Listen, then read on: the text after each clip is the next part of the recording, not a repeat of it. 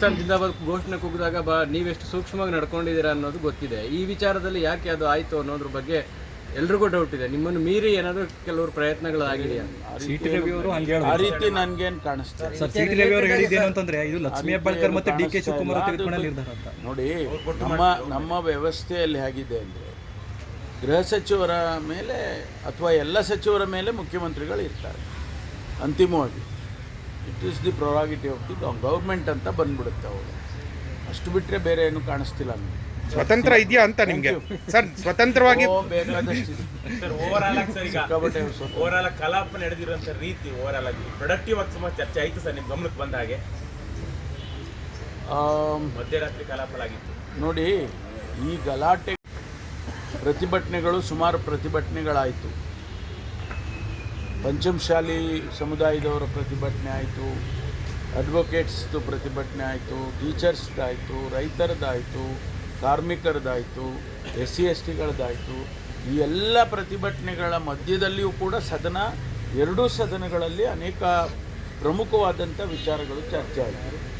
ಭಾಳ ಮುಖ್ಯವಾಗಿ ಮೂರು ದಿವಸ ಮೇಲ್ಮನೆಯಲ್ಲೂ ಕೆಳಮನೆಯಲ್ಲೂ ಕೂಡ ಆ ಭಾಗದ ಸಮಸ್ಯೆಗಳ ಬಗ್ಗೆ, ಅಂದರೆ ಉತ್ತರ ಕರ್ನಾಟಕದ ಸಮಸ್ಯೆಗಳ ಬಗ್ಗೆ ಭಾಳ ಸುದೀರ್ಘವಾದ ಚರ್ಚೆಗಳಾಗಿದೆ.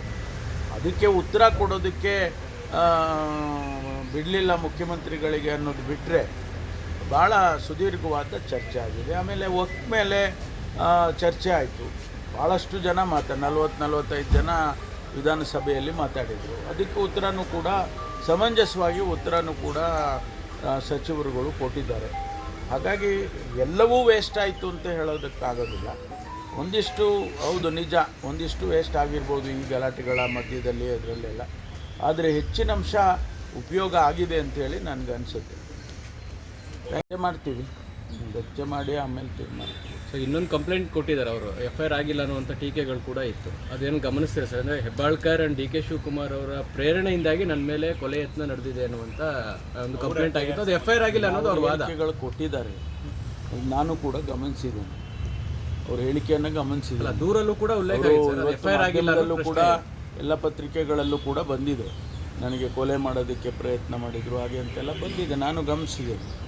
ಅಲ್ಲ, ಅದು FIR ಆಗಲಿಲ್ವಲ್ಲ ಯಾಕೆ ಅಂತ ಸರ್ ವಿಚಾರ ಮಾಡೋಣ ಸರ್. ಅಂದರೆ ಗೃಹ ಇಲಾಖೆ ಸೂಪರ್ ಸೀಡ್ ಮಾಡಿ ಯಾರಾದರೂ ಆಪರೇಟ್ ಮಾಡ್ತಾ ಇದ್ದಾರಾ ಅಂತ? ಆ ರೀತಿ ಮಾಡೋಕ್ಕೆ ಬರೋದಿಲ್ಲ.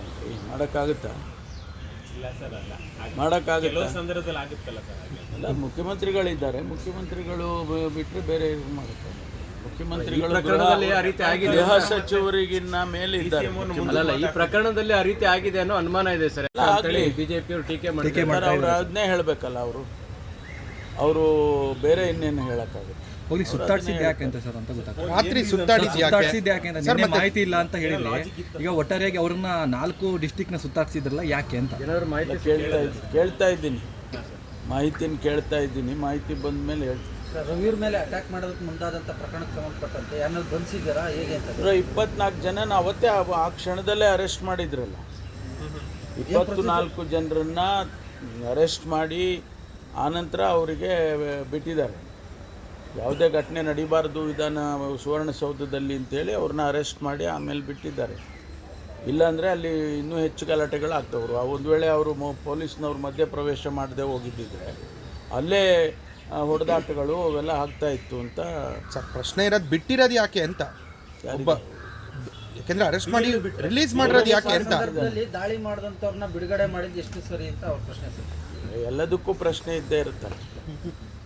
ಬಟ್ CT ರವಿ ಅವರು ಒಂದು ಹೇಳಿದ್ರು ಕೊನೆಯಲ್ಲಿ, ಇದಕ್ಕೆಲ್ಲದಕ್ಕೂ ಕೂಡ ನಾವು ಫುಲ್ ಸ್ಟಾಪ್ ಇಡ್ತೀವಿ ಅಂತ ಹೇಳಿದ್ರು. ಆಗ್ಬೋದು, ಲೆಕ್ಕ ಚುಕ್ತಿ ಆಗುತ್ತೆ, ನಾವು ಕೊಡ್ತೀವಿ ಅಂತ ಸರ್. ಆಗ್ಬೋದು ಸರ್. ಸೆಕ್ಷನ್ 35 ನೋಟಿಸ್ ಕೊಡಬೇಕು ಅನ್ನೋದು ಹೈಕೋರ್ಟ್ ಹೇಳಿದೆ. ಅದು ಕೊಡದೆ ಏನಕ್ಕೆ ಅಂತ ಯಾವುದೂ ಕಾಮೆಂಟ್ ಮಾಡೋದಲ್ಲ. Because it is the matter is before the court. Sir ಅಲ್ಲ, ನೋಟಿಸ್ ಕೊಟ್ಟಿತ್ತಾ ಇಲ್ವಾ ಅಂತ. ಈಗ ಸ್ಟೇ ವೆಕೇಟ್ ಮಾಡಿಸೋದಕ್ಕೆ ಏನಾದ್ರು ಗೃಹ CT ರವಿಯವರಿಗೆ ನಿನ್ನೆ ಕೋರ್ಟ್ ಜಾಮೀನು ಮಂಜೂರು ಮಾಡಿದೆ. ಒಂದಷ್ಟು ಅರೆಸ್ಟ್ ಪ್ರೊಸೀಡಿಂಗ್ಸ್ ಬಗ್ಗೆನೂ ಕೂಡ ಸರ್ ಅಬ್ಸರ್ವೇಷನ್ ಕೊಟ್ಟಿರೋದು ಸ್ಪಷ್ಟವಾಗಿ ಏನು ಅಂದರೆ ಕಾನೂನು ಪ್ರಕಾರ ಮಾಡಿಲ್ಲ ಅಂತ. ಈಗ matter is before the court. ನಾನು ಯಾವುದೇ ಹೇಳಿಕೆಗಳನ್ನ ಕೊಡೋದಕ್ಕೆ ಹೋಗೋದಿಲ್ಲ. ಇಟ್ ಬಿಕಮ್ಸ್ ಸಬ್ ಜುಡಿಸ್. ಆದ್ದರಿಂದ ಯಾವ ವಿಚಾರಗಳನ್ನು ಕೂಡ ಅದರ ಬಗ್ಗೆ ಚರ್ಚೆ ಮಾಡೋದು ಸರಿ ಕಾಣಿಸಲ್ಲ. ಅದರಿಂದ ಯಾವುದೇ ಪ್ರಶ್ನೆಗೂ ಕೂಡ ನಾನು ಅದನ್ನು ಉತ್ತರ ಕೊಡೋಕ್ಕೆ ಹೋಗೋದು. ಸರ್, ಸರ್ಕಾರದ ಡಿಫೆನ್ಸ್ ಪ್ರಕಾರ ಕಾನೂನಾತ್ಮಕವಾಗಿ ಆಗಿದೆಯಾ ಇಲ್ವಾ ಅಂತ ಅಲ್ಲ, ಅದನ್ನೇ ನಾನು ಹೇಳ್ತಾ ಇದ್ದೀನಿ. ಪೊಲೀಸ್ನವರು ಅವರು ಸರಿ ಮಾಡಿದ್ದೀವಿ ಅಂತ ಅವರ ವಾದ ಇರ್ತದೆ. ಆದರೆ ಕೋರ್ಟ್ನಲ್ಲಿ ಮ್ಯಾಟ್ರ್ ಇದೆ, ಯಾವುದು ಸರಿ ಯಾವುದು ತಪ್ಪು ಅಂತೇಳಿ ಅವರು ತೀರ್ಮಾನ ಮಾಡ್ತಾರೆ. ಅಲ್ಲ, ಅವ್ರ ಬಂಧನವನ್ನು ಸಮರ್ಥನೆ ಮಾಡ್ಕೊಳ್ಳೋದಕ್ಕೆ ಯಾಕೆ ನಿಮ್ಮ ಸರ್ಕಾರದ ಪರ ವಕೀಲರಿಗೆ ಯಾಕೆ ಸಾಧ್ಯ ಆಗಲಿಲ್ಲ? ಅವ್ರು ಯಾಕೆ ಬಂಧಿಸಿದ್ವಲ್ಲ ಹೇಳಲಿಕ್ಕೆ ಅವರು ಇದು ಏನಾಗಿದೆ, ಬೇರೆ ಬೇರೆ ರೀತಿಯಲ್ಲಿ ಅವರು ಮಾಹಿತಿಗಳನ್ನು ಕೇಳುವಂಥ ಸಂದರ್ಭದಲ್ಲಿ ಅವರು ಇವ್ರನ್ನ ಕೇಳೋದೇನೇ ಜಡ್ಜ್ಮೆಂಟ್ ಬಂದಿದೆ ಅಂತ ಹೇಳಿದರು. ಅದರಿಂದ ಅದ್ರ ಬಗ್ಗೆ ನಾವು ಟೀಕೆ ಟಿಪ್ಪಣಿ ಮಾಡೋದು. ಸಭಾಪತಿಯವರು ಕೂಡ ನಿನ್ನೆ ಹೇಳಿದ್ದಾರೆ, ಸಭಾಪತಿಯವರು ಯಾವುದೇ ರೀತಿಯಾದಂಥ ದಾಖಲೆಗಳಿಲ್ಲ ಕಡತದಲ್ಲಿ ಅಂತ ಹೇಳಿದ್ದಾರೆ. ಗೊತ್ತಿಲ್ಲ ಸರ್, ಎಲ್ಲೊಂದು ಕಡೆ ಇದು ಸಾಂವಿಧಾನಿಕ ಪ್ರಶ್ನೆ ಸರ್. ಸದನದ ಒಳಗಡೆ ಆಗಿರುವಂಥ ಬೆಳವಣಿಗೆಯನ್ನು ಹೊರಗೆ ಅದರಲ್ಲಿ ಎಲ್ಲೊಂದು ಕಡೆ ಸರ್ಕಾರ ಕಾನೂನು ಸಲಹೆ ಪಡೆಯೋದಿರ್ಬೋದು, ಅದ್ರ ಬಗ್ಗೆ ಎಲ್ಲರೂ ಎಡವುತ್ತಾ ಅಂತ ಅನಿಸ್ತಾ ಇದೆಯಾ? ಅದಕ್ಕೆ ನಾನು ಹೇಳಿದ್ದು, ನಾನು ಅದ್ರ ಬಗ್ಗೆ ಕಮೆಂಟ್ ಮಾಡೋದು ಸರಿ ಕಾಣಿಸಲ್ಲ ಅಂತ. ಯಾಕೆಂದರೆ ಕೆಲವರು ತಾವೇ ಈಗ ಮಾಧ್ಯಮದಲ್ಲಿ ವಿಶ್ಲೇಷಣೆ ಮಾಡಿದ್ದಾರೆ. ಕೆಲವರು ಅವರು ಅಡ್ಜರ್ಮೆಂಟ್ ಆದಮೇಲೆ ಸದನ ಅಡ್ಜರ್ನ್ ಆದಮೇಲೆ ಘಟನೆ ನಡೀತು, ಆದ್ದರಿಂದ ಸಭಾಪತಿಗಳಿಗೆ ಏನು ಹೇಳೋದಕ್ಕೆ ಆಗೋದಿಲ್ಲ ಅಂಥೇಳಿ ಕೆಲವರು ವಿಶ್ಲೇಷಣೆ ಮಾಡಿದ್ದಾರೆ. ಇನ್ನು ಕೆಲವರು ಇಲ್ಲ, ಇನ್ನು ಸದನ ನಡೀತಾ ಇತ್ತು ಅಂತ ಕೆಲವರು ವಿಶ್ಲೇಷಣೆ ಮಾಡಿದ್ದಾರೆ. ಅದನ್ನೆಲ್ಲ ಈಗ ನಾನು ಏನೂ ಮಾತಾಡೋಕ್ಕಾಗೋದಿಲ್ಲ. ಸರ್ಕಾರ ಈ ಕೋರ್ಟಲ್ಲಿ ಆಗಿರೋ ಏನಾಗುತ್ತೆ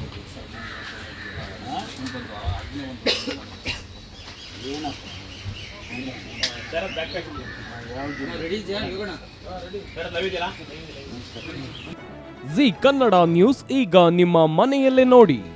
ಎಲ್ಲ ಕೇಬಲ್ಗಳಲ್ಲಿ ಈಗ ಲಭ್ಯ.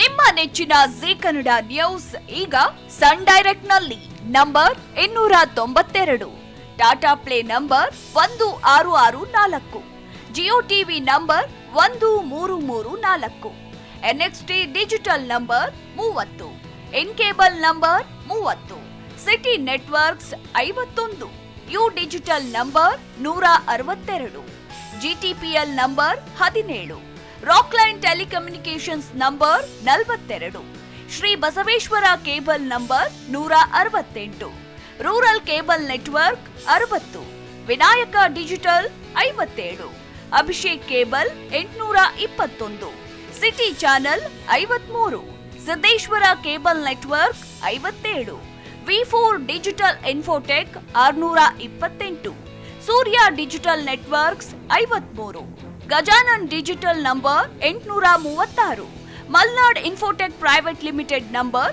56, Metrocast number 830, Victory Digital number 167ರಲ್ಲಿ ನೋಡಿ ಆನಂದಿಸಿ.